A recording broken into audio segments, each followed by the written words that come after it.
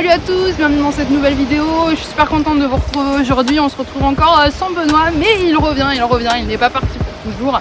Voilà, bienvenue encore dans des endroits remplis de beauté.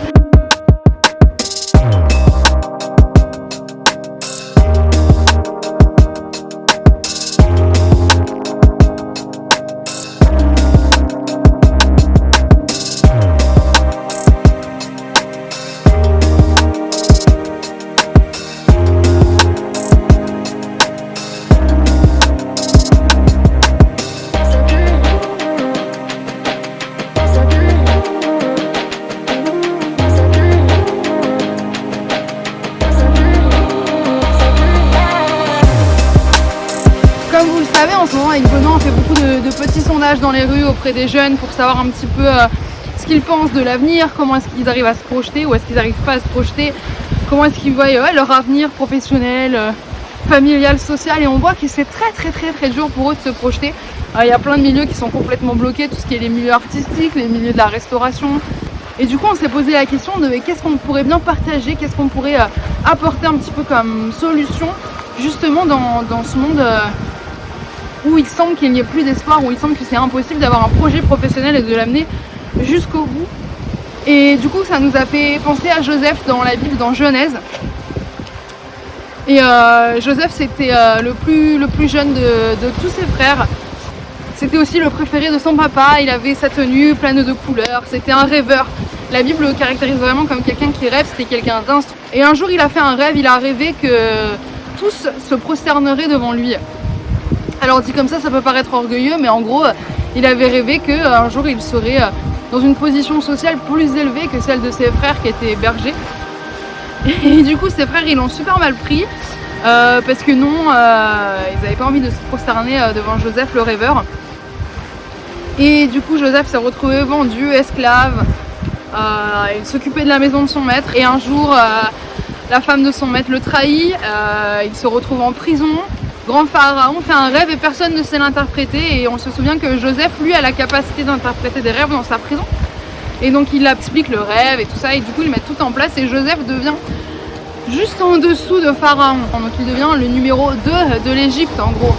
Et la famine frappe dans tout le pays et même dans le pays de ses frères, et ses frères se reviennent et se retrouvent à devoir se prosterner devant Joseph parce que son rêve était devenu réalité.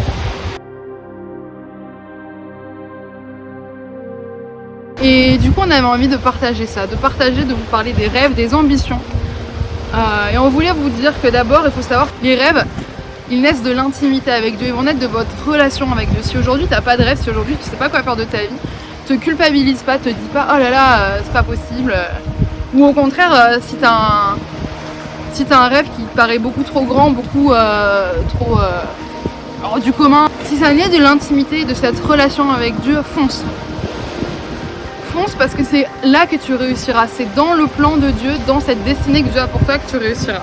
Vraiment, passe du temps dans la prière, passe du temps avec Dieu, demande-lui c'est quoi ton rêve pour toi, et tu vas voir, peut-être tu n'auras pas un rêve aussi clair comme Joseph où tu vas t'endormir le soir et là tu auras un songe, peut-être que oui, peut-être que non, mais tu vas voir qu'il y a des désirs qui vont commencer à en être en toi, des désirs de travail, des désirs de voyage, des désirs familiaux, tu vas voir tous ces désirs qui vont commencer à naître, et ça c'est les rêves que Dieu prévoit pour toi, parce que si tu demandes quelque chose à Dieu, forcément il va vouloir te répondre. Et une fois que tu as trouvé ce rêve, imprègne-toi de ton rêve, donne tout ce que tu as pour ton rêve. Je sais pas, si ton rêve c'est d'être boulanger par exemple,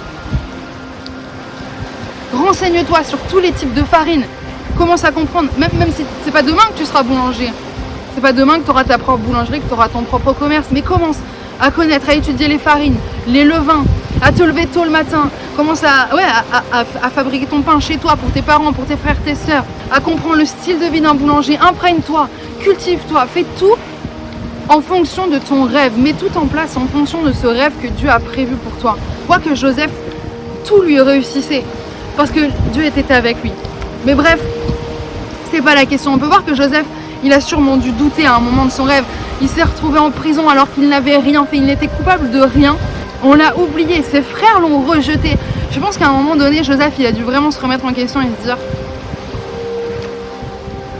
peut-être que justement je me suis fait un film dans ma tête, peut-être que c'était pas du tout le plan, peut-être que c'est pas ça, peut-être que je vais juste croupir en prison jusqu'à la fin de mes jours. Il a dû, ces pensées ont dû le traverser l'esprit, mais Joseph, il a persévéré.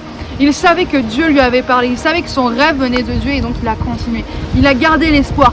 Ce n'est pas parce que tu as un rêve, ce n'est pas parce que tu marches dans l'accomplissement, que tu marches vers ce rêve, que ta vie, il n'y aura jamais d'épreuve. Il y aura des jours où ce sera difficile, il y aura des jours où tu n'auras pas envie, il y aura des jours où tu auras l'impression que tout ce que tu fais, ça ne sert à rien.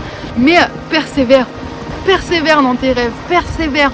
Même quand tout te semble difficile, même quand je sais pas, tu es à l'école, tu fais que d'aller d'échec en échec, tu as des mauvaises notes, tu t'en sors pas, persévère. Moi, ça me fait penser à une de mes amies qui rêve de travailler dans le monde de l'automobile et elle a jamais eu des bons résultats à l'école, elle a jamais... elle a des difficultés scolaires, elle est dyslexique. L'école pour elle, c'était vraiment compliqué. Mais elle a continué, elle a persévéré, elle savait que c'est un rêve qui venait de Dieu. Elle donne tout pour son rêve. Et aujourd'hui, elle est en école supérieure donc, de design automobile. Et elle fait partie des 5 meilleures de sa classe. Elle aurait pu arrêter, elle aurait pu se dire, allez, c'est bon, j'ai mon bac, je m'arrête là. Tant pis, non, elle persévère. Et parce qu'elle persévère, elle réussit. Et un dernier point qui est important.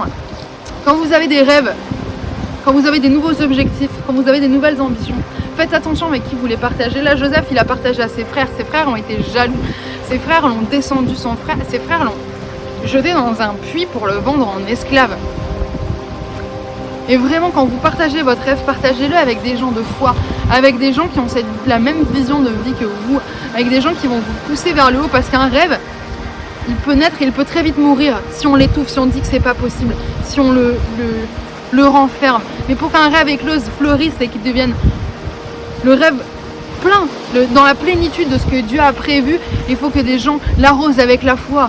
Les gens, ils travaillent, il faut travailler à ça. Et du coup, vraiment, soyez vigilants à qui vous partagez votre rêve. Trouve-toi des gens avec les mêmes ambitions que toi et partage-leur tes rêves. Et ensemble, construisez le futur que vous rêvez en fait. Et donc voilà, c'était juste ça que je voulais vous partager, de rêver grand, ayez des ambitions. Voilà, donc on va faire un petit résumé. Déjà, je vous encourage à relire l'histoire de Joseph dans Genèse, ça va vous encourager, je pense. Donc voilà, trouvez votre rêve dans l'intimité avec Dieu.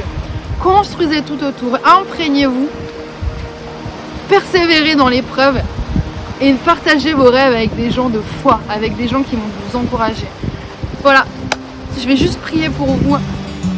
Seigneur, je te prie pour que tu puisses venir leur révéler leurs rêves, que tu puisses venir leur parler, leur montrer, leur donner de nouvelles ambitions et leur donner l'espoir que oui, malgré toutes les circonstances, que malgré les épreuves, leurs rêves vont s'accomplir. La destinée que tu as prévue pour eux va s'accomplir. Et on veut prier aussi pour le vouloir et le faire. Seigneur, viens nous donner le vouloir et le faire, d'avancer dans l'accomplissement de nos rêves, de marcher dans les rêves que tu as prévus pour nous, de se battre, de continuer d'avancer, de toujours persévérer. Dans le nom de Jésus, Amen. Et voilà, j'espère que cette vidéo elle vous a plu. On se retrouve la semaine prochaine avec Benoît, on espère. Et puis vous connaissez les petites habitudes, le pouce en l'air, le commentaire, le partage. Et à la semaine prochaine dans une nouvelle vidéo. Ciao ciao.